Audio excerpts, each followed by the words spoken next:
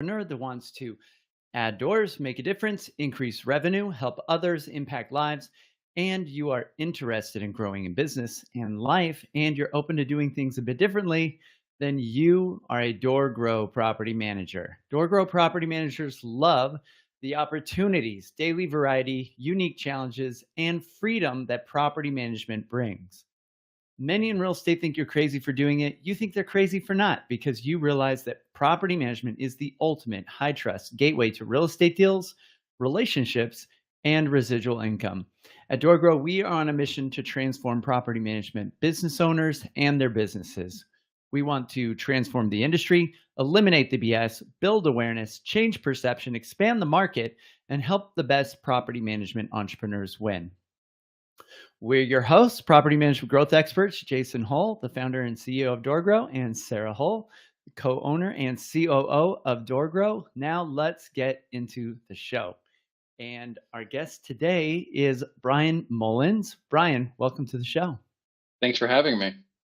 Cool. So Brian, give us a little bit of background on you for those listening, how you got into property management, why you decided to do that crazy thing, and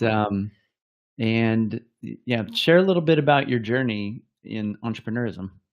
Okay, well, it goes back a long ways. I'd always had an interest in real estate. I grew up in high school during the ramp up to the Great Recession and was fascinated by it.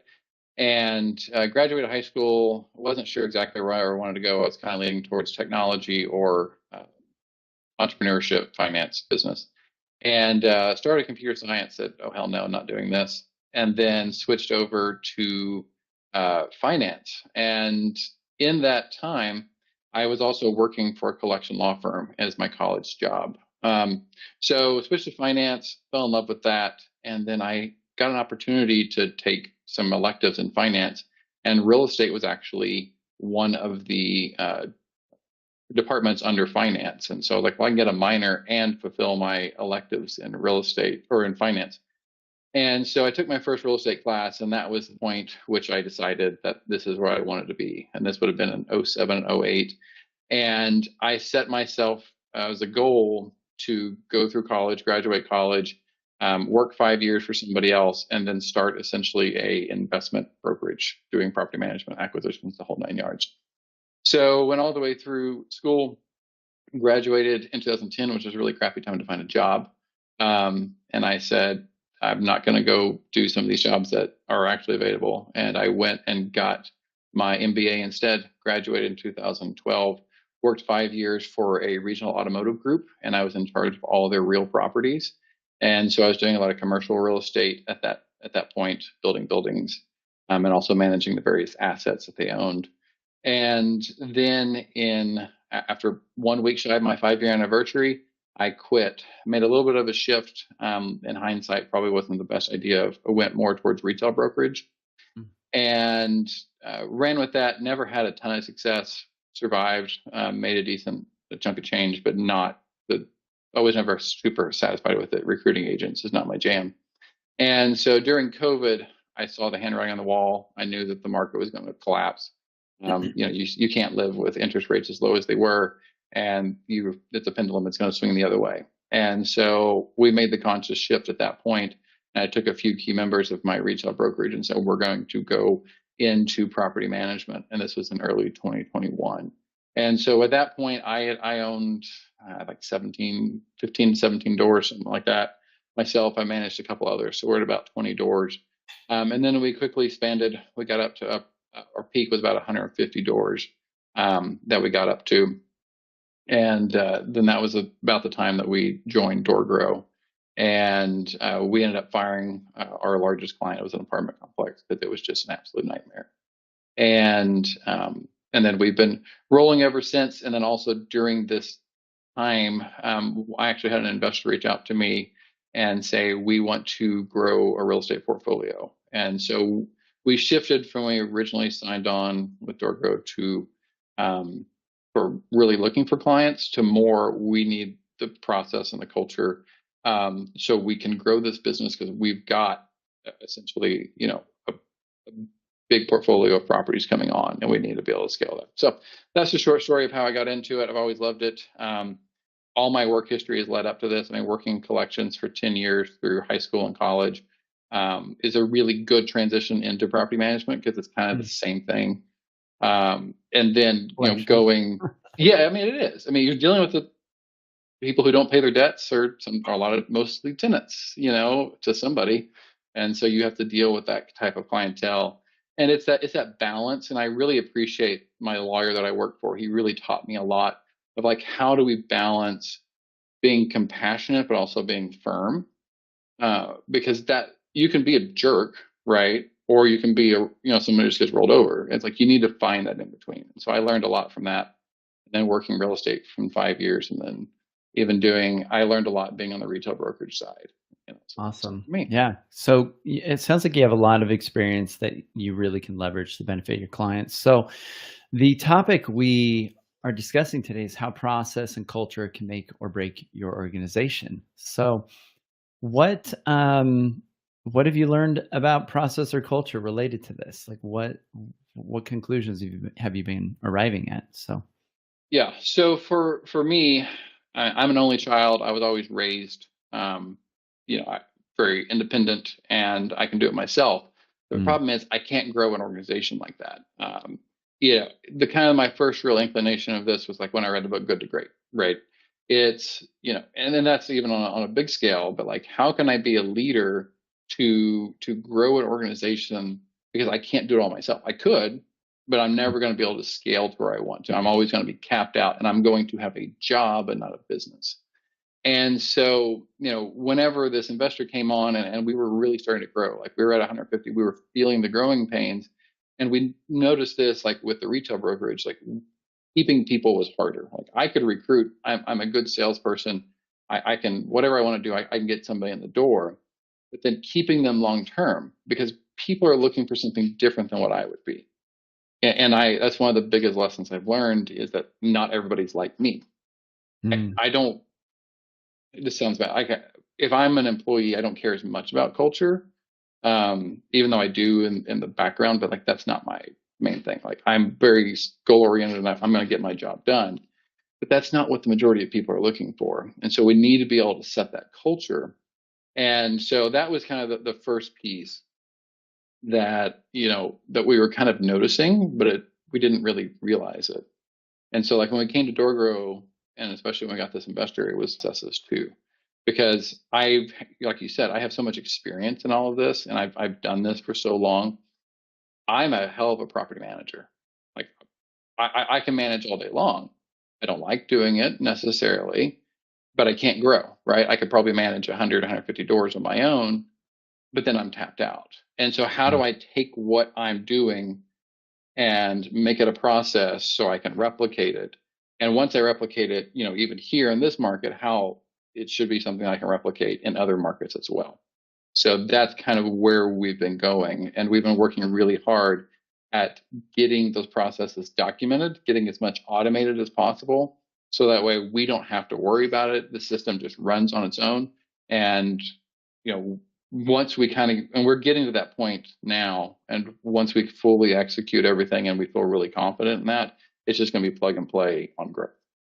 yeah, got it. Yeah, I think it's a big mistake that entrepreneurs make early in their journey, and it's super common to assume that people are like them, right? Mhm. We all start there. We think, well, I just gotta, and that a lot of times that's our goal with hiring in the beginning. We're like, I call it the clone myth. It's this belief. Maybe those of you listening right now are thinking this. If I could just find somebody, if I could just clone myself, if I could just clone myself, then all my hopes and dreams would come true because I would make that clone of me do all the stuff I don't want to do. Guess what? They wouldn't want to do it either. And so they go out hunting for a clone. They're like, I need to find somebody like me because I can do everything. If I just had somebody amazing like me, they could do everything and then leave and go start their own business, is the reality. Right. Yep. Mhm. And so, but everybody thinks this, and you can wear every hat in the business. Entrepreneurs generally can do that. We're very adaptable. But people that can do everything do not make great team members. They make great business owners. And you don't love doing everything, right? Like you just Right. said, I don't like being a property manager, which for those listening could mean two different things, right? Your clients would probably not want to hear that, right? So But when you say that you like having a property management business Right. I like dealing with the in which owners. you're a property manager, but then for some, Right. being the property manager means doing the actual property management work, which is the Right. property manager you hire as a property management business owner. Yep. Well, those are two different statements, right? Right. And so we encourage everybody listening, like, don't be the property manager, be the property management business owner, hire the property manager, right? Yep. So you've kind of gone through this journey. You started working with us and defining your culture, getting your culture materials defined. And in the beginning, you're like most entrepreneurs, they're like, what's this culture stuff? This sounds like fluffy woo-woo BS. Like, I don't need this. I want results. Get the job done. I pay you, just do the effing work, right? So Right. yeah. So what conclusions have you come to then with your team and with culture? How does this shift your team, and or how does it shift who you hire? Like, what have you Well, realized? so I mean, we've been working really hard on that hiring piece. And so whenever we're looking to hire, like we've got to make sure we hire the right person.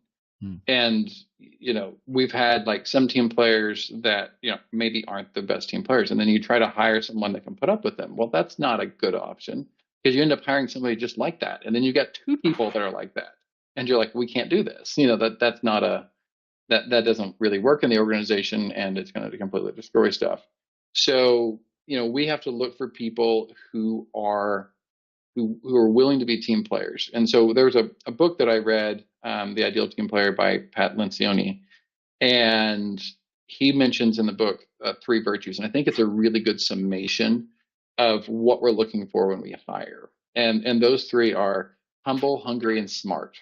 And so humble, well, we'll start at the bottom. So smart is not intelligence; it's emotional intelligence, right? It's, can you handle yourself with clients? Can you handle yourself with the coworkers?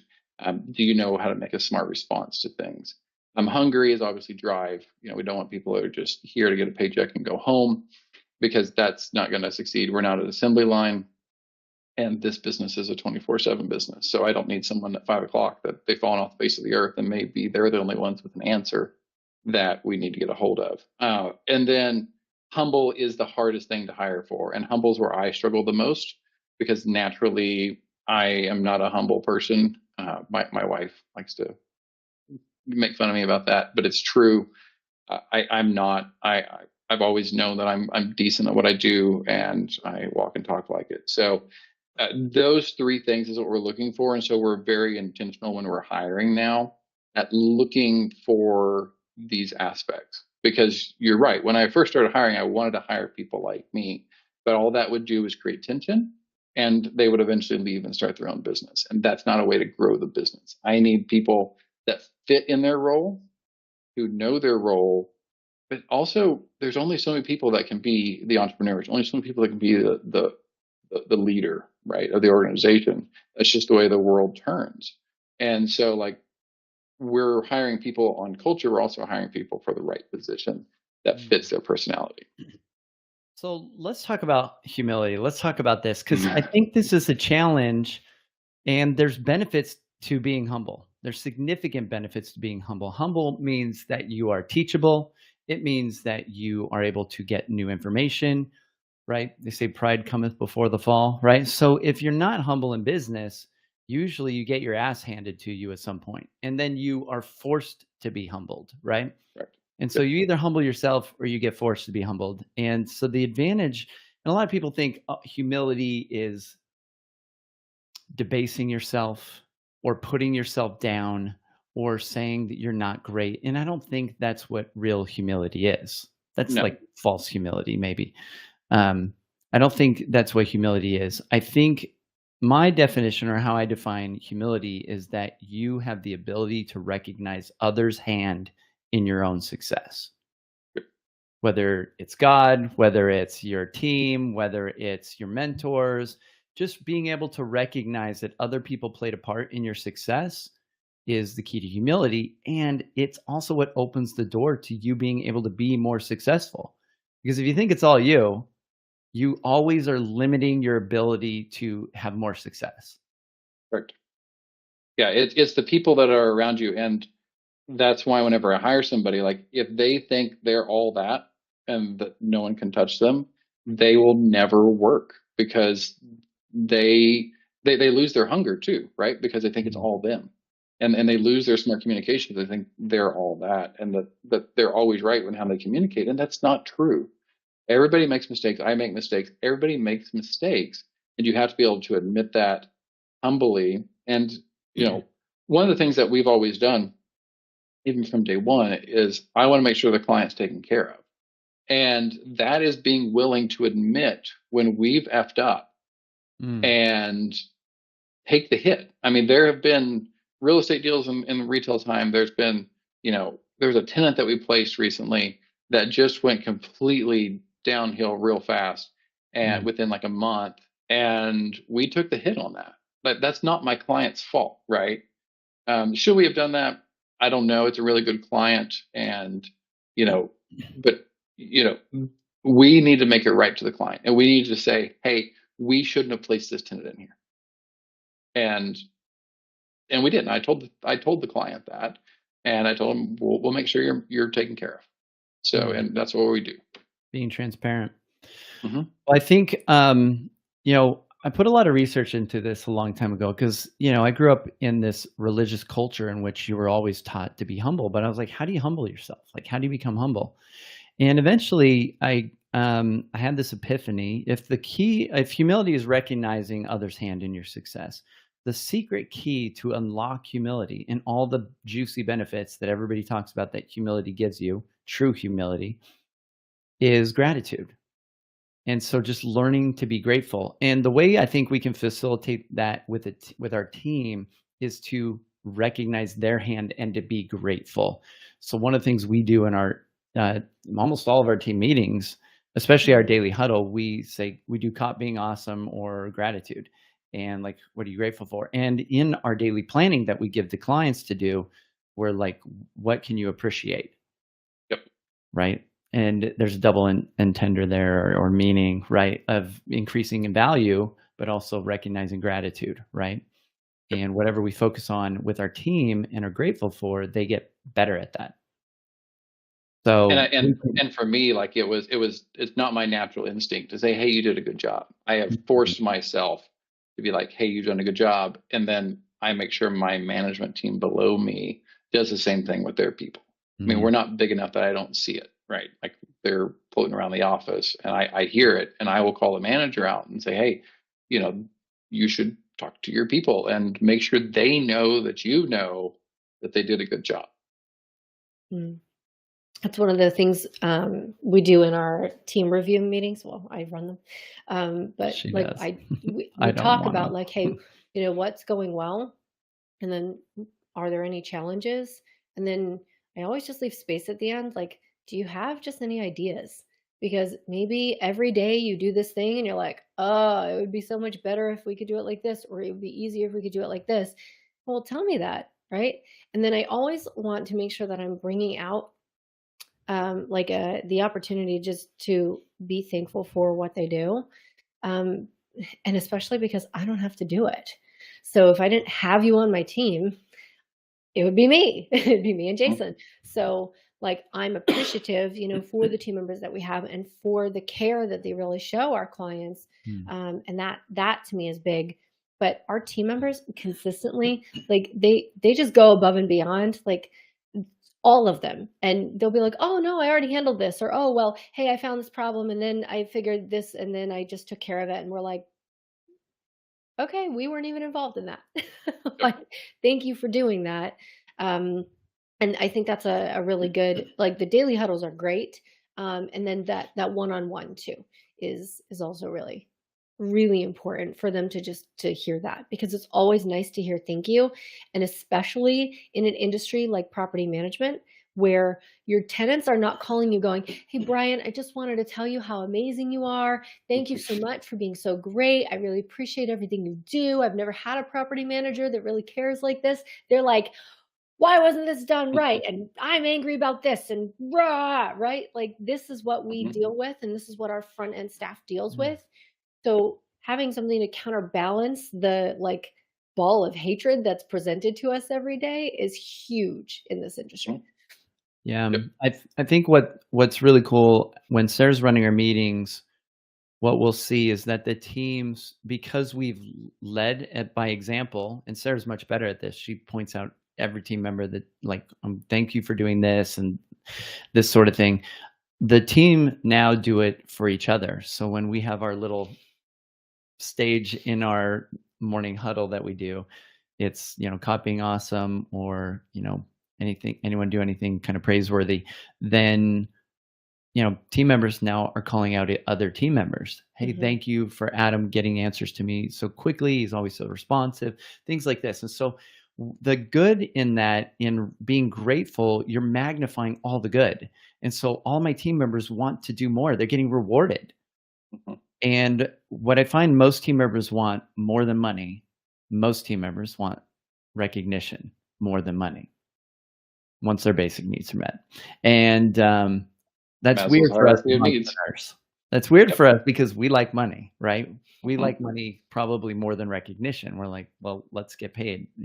Cool. I have some accolades. Get me paid, right? Salespeople maybe like that. The rest of your team probably really would just like to be recognized. But everybody likes being recognized. So I'll recognize Yep. Sarah. She runs our meetings and does an amazing job. And I would not be nearly as good at this. And she facilitates this and gets everybody talking. Sometimes I don't even talk, like the whole huddle. I was like, hey, everyone, you know, and I'm not as connected to a lot of the team sometimes. So I can't even think of things sometimes to call people out for being awesome, because I'm probably mostly interacting only with my assistant or sometimes with Sarah. And so, like, and I, that's it. And so my team members calling each other out creates this sort of culture of gratitude and appreciation, which increases the positivity and the positive results. And Yep. that work environment, it becomes this almost like a feedback loop, a positive feedback loop. It grows my team members' skill and ability, I feel like. And I think with this, like, because yeah, you have to have your team, and you will retain your team more, but then that also ties into the process side of things. Because if you do lose a team member, if you have your processes lined out, it's Yeah. not as stressful if somebody were to leave, because it's plug and play, right? Like, okay, this is your job. And we've been working on recording videos of how you do certain things, and they're short. We try not to make them, an hour long videos, Right. and that way it's like, you can go find that little piece that you need instead of having to like jump through an Mhm. hour long video. But you find that, and then now it's plug and play. And so that way you can easily hire somebody that maybe they don't have the perfect skill set, but they have the right, they have the humility, they have the hunger, they have the smarts, they have the right culture for your organization. And then the process is there, where if they have that culture piece, they can be trained pretty easily in the process if it's documented properly. Yeah, very cool. So, what's next for you in systems, process, developing your culture? What do you see on the horizon for your team? So right now, what we're working on is kind of finalizing everything that we have been working on, and I've got an intern who's been incredibly helpful in getting everything set up. And so here in the next month or so, I'm going to have him sit down and go over everything that he's built in the process, and we're going to kind of tweak it. But we've got everything written down on paper, and we've got most of it into the computer systems, and then we're just gonna have a team meeting and make sure everything is running like it should. And then from there, we're gonna make sure all those videos are up and going, and then we're gonna work on expanding the team. So the thing is, like, with my investor who wants to really push this, like, he wants to get in multiple markets. And so what we're going to be doing is expanding with him. And so what we're doing is we're going to be looking for acquisitions. So we'll start off with an acquisition in somewhere in our market, because that way it's a little easier. I don't care how huge it is, even if it's 30 to 50 doors, that would be stellar, because it gives us an opportunity to learn the acquisitions piece. And then the next thing is we're going to go, because we're in Oklahoma City. Next thing, we're going to go up to the Turnpike and start looking for acquisitions in Tulsa. And then we'll essentially set up a separate base in Tulsa. But once we have all of our systems here and our culture is here, it's going to be pretty easy to set. It's a 90-minute drive up there, so it's not the end of the world to have to run up there. And then from there, we're going to be going into other markets out of state. And that becomes more of an issue because you have different brokerage laws and I'd have to sit for my broker's exam, or somebody would in another state. So that's where we're continuing to grow, is to go regional with this. And and the side that isn't directly related to property management is like, we're tasked with bringing on doors, and so these same pieces, the culture and the process, follow with any business. It's not just property management. And so, like, me and Mallory, my operator, we are having a meeting this morning. It's like, okay, we've got this ball rolling. We need to start looking at the next thing, which is, how do we increase our acquisitions of properties, not of like actual real estate acquisitions. And so we're taking these exact same pieces and say, okay, we need to line out the process, and then we can hire people to do it, because the two of us can do it, but we don't have the time to do it. We need to get the processes lined out so we can put the right person in the seat to make it happen. Yeah. So we've kind of touched on the 3 systems that are really needed to make the business infinitely scalable, as I say. So you need really good people. You need a good people system. You need a good process system. And then the next big piece is a really good planning system. Sounds like you have a plan, and getting that plan built out in DoorGrow OS so that it's no longer just your vision and you have the entire team helping you move this forward will take a lot of weight off your shoulders and allow your operator to make sure that this all happens. And then you have a predictable future, which is really amazing. It's like you can see the future, and you can see the future growth of the business, and your team help make it all a reality. So one of the things that I really took away from the regional automotive group that I worked for, the founder of it, he passed a few years ago, but I got to know him. He was essentially retired, but I got to know him. And one thing he always did, and this is obviously before computers, because this was in the 70s or what we have today, he wrote every year, I think it was 3 to 5 goals, and he wrote it on a piece of paper. And those were his goals for the next year. And he would accomplish them. And it's easier to accomplish what you have set. I had a teacher in junior high, and she told me, and it's always stuck with me, you will get further if you set your goals high and don't reach them, versus setting your goals low and easily reaching them. And so that's a philosophy I've taken with my whole life. Of like, I'm going to set these goals, and whether I get there or not, it's not the other one. I'm sure going to try, but I know I've made it further than if I set my goals really low. Yeah, it's kind of like the old quote, it's better to aim for the stars and miss than a pile of manure and hit, right? Exactly. And I love this idea for entrepreneurs. The challenge, though, a lot of times with team members, one of the things we coach on is that can sometimes demoralize the team because they have to be winning.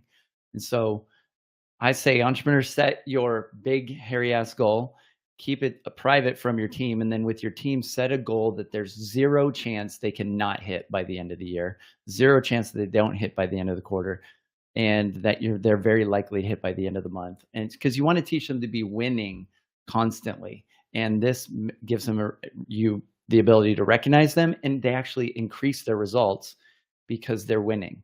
And if they learn to lose, teams get very comfortable with losing very quickly, right? They don't hit a sales goal that month. Oh, we'll get them next time, and then they just get worse and worse and worse. And so DoorGrow I think is that really big on making sure, like, hit those goals, but back the goals down low enough that you'll hit it for sure by the end of the year, and then see as a team, can you hit it sooner, right? Then you're winning bigger. Yeah. And I think that comes to knowing your people too, because I mean, there's some people that are going to be more ambitious, right? And so you can maybe notch their goals up a little bit more than you would somebody that needs that fulfillment, that, hey, I've accomplished my goal. And so that all comes with knowing your people and pushing that down the line, as for me as entrepreneur and owner, pushing that down the line to the rest of my team members and my management team, and they push it down.